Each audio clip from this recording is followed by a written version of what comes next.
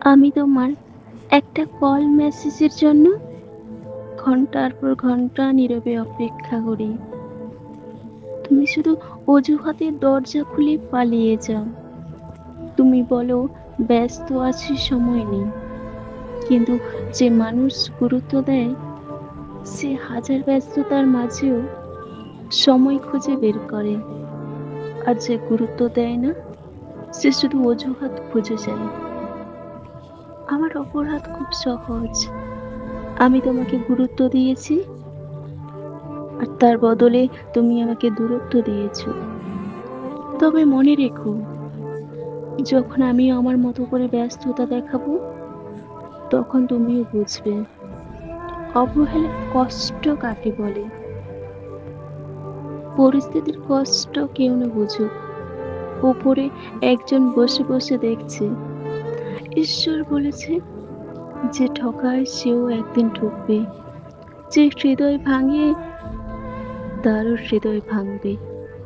যার মধ্যে ধৈর্য আছে, আমি তাকে উত্তম পুরস্কৃত করব।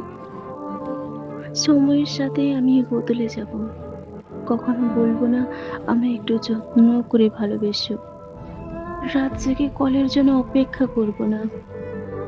কাল রাতে মেসেজ করে বললে ভালো থেকো, বলে দেওয়াটা খুব সহজ।